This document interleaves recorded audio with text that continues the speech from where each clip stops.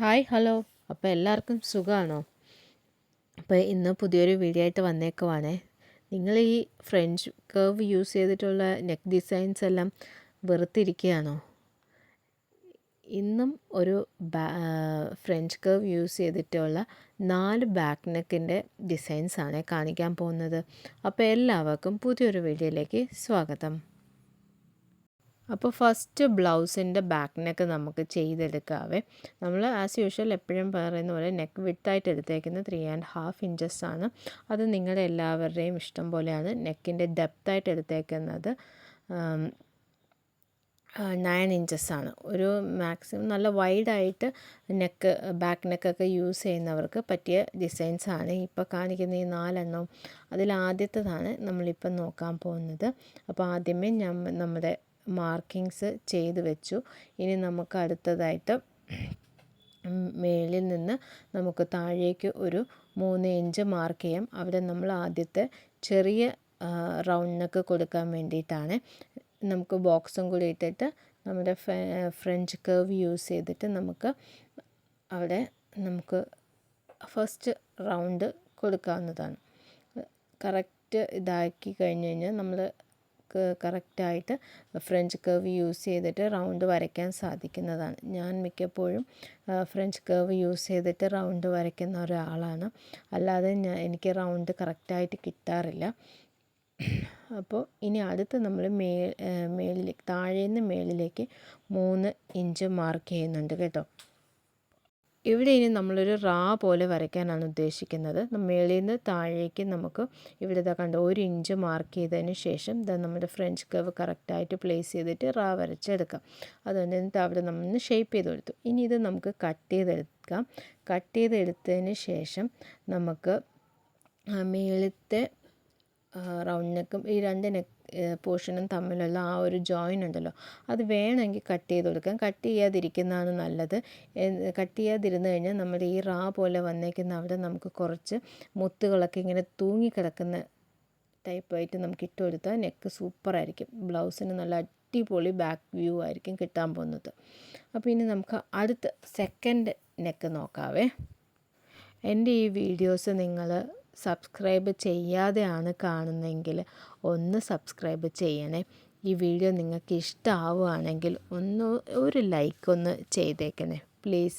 നിങ്ങൾ ഒരു ലൈക്ക് ചെയ്യുകയാണെങ്കിൽ യൂട്യൂബ് എൻ്റെ വീഡിയോ വേറൊരാളിലേക്ക് റെക്കമെൻഡ് ചെയ്യും. അപ്പോൾ എനിക്കൊരു വ്യൂ കിട്ടും. പ്ലീസ് എന്നെ ഒന്ന് സപ്പോർട്ട് ചെയ്യണേ. സെക്കൻഡ് നമ്മളിത് ഇങ്ങനെയാണ് ചെയ്യുന്നത്. നമ്മുടെ ആ ഫ്രഞ്ച് കർവിൻ്റെ ആ പോർഷൻസ് വെച്ചിട്ട് 2 മാർക്കിങ് കൊടുക്കുവാണ്.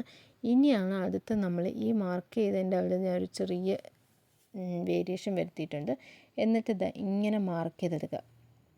ഇത് കുറച്ച് നല്ല വൈഡ് നെക്ക് ഇഷ്ടപ്പെടുന്നവർക്ക് ചെയ്തെടുക്കാൻ പറ്റുന്ന ഒരിതാണ്.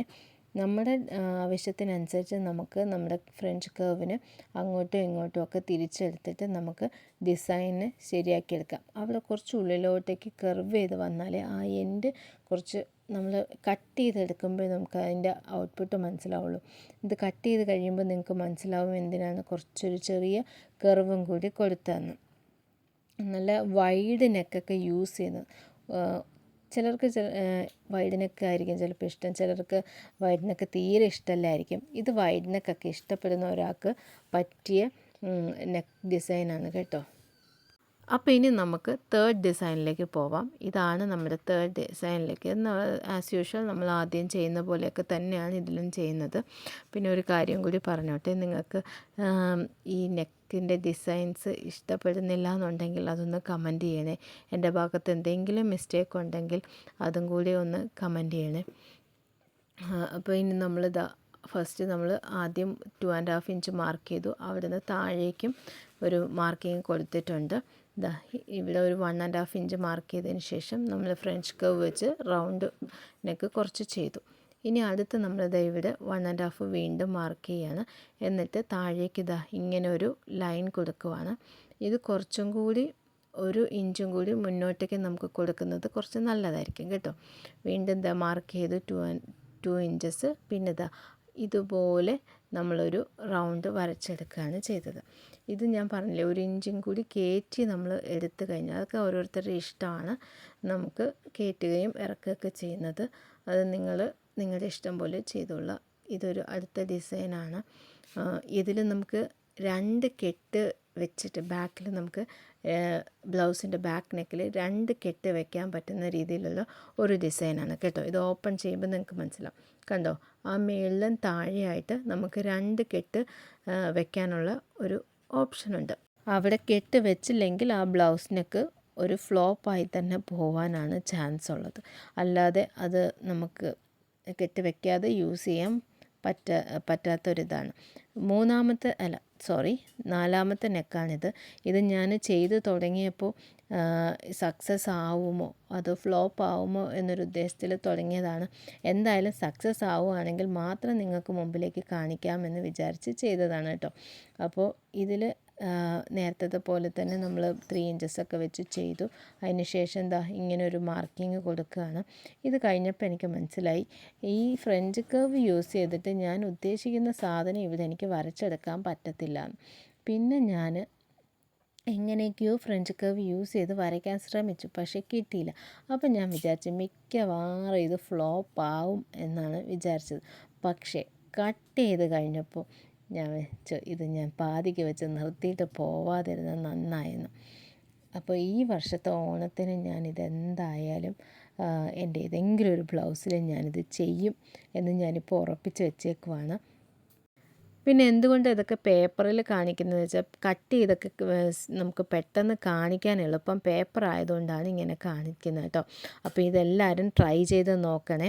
നിങ്ങളെല്ലാവരും ട്രൈ ചെയ്ത് നോക്കുമ്പോഴേ നമുക്ക് പുതിയ പുതിയ ഡിസൈൻസ് നമ്മുടെ ഐഡിയാസിൽ വരുള്ളൂ. അപ്പോൾ എല്ലാവരും ഈ ഡിസൈൻസൊക്കെ ഒന്ന് ട്രൈ ചെയ്ത് നോക്കണം. ഈ വർഷത്തെ ഓണത്തിന് വേണമെങ്കിൽ ഇത് നിങ്ങൾക്ക് ഒന്ന് ചെയ്യാവുന്നതാണ്. ഇപ്പം എനിക്കെൻ്റെ മനസ്സിൽ തോന്നുന്നു പൊട്ടന് ലോട്ടറി അടിച്ച പോലെ ആയല്ലോ എന്നാണ്. ഞാൻ ഒരു പരീക്ഷണ അടിസ്ഥാനത്തിൽ ഒന്ന് ചെയ്ത് നോക്കിയതാണ്. പക്ഷേ എനിക്ക് ഒത്തിരി ഇഷ്ടപ്പെട്ടു. ഇത് ഓപ്പൺ ചെയ്തപ്പോൾ അതിൻ്റെ ലുക്ക് കണ്ടിട്ട് ഞാൻ ഭയങ്കര ഹാപ്പിയാണ്.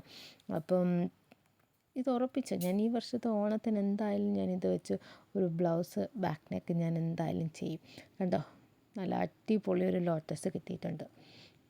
അപ്പോൾ വീണ്ടും പറയാണ്, എല്ലാവരും ഒന്ന് ട്രൈ ചെയ്ത് നോക്കണം. മേളിൽ കട്ട് ചെയ്യാതിരിക്കുന്നതായിരിക്കും ഏറ്റവും ബെറ്റർ. അതുകൊണ്ട് ഞാനിത് കട്ട് ചെയ്യാതെ ഇങ്ങനെ തന്നെ ചെയ്തെടുക്കാനാണ് ഉദ്ദേശിക്കുന്നത്. അപ്പോൾ ക്യാൻവാസൊക്കെ യൂസ് ചെയ്തിട്ട് ബാക്ക് നെക്ക് ചെയ്യുന്നത് ഏറ്റവും അടിപൊളിയായിരിക്കും. അപ്പോൾ എല്ലാവർക്കും ഈ വീഡിയോ ഹെൽപ്ഫുള്ളായെന്ന് വിചാരിക്കുന്നു. സപ്പോർട്ട് ചെയ്യുന്നതിന് താങ്ക്സ്. അടുത്തൊരു വീഡിയോ ആയിട്ട് വരാം. ബൈ.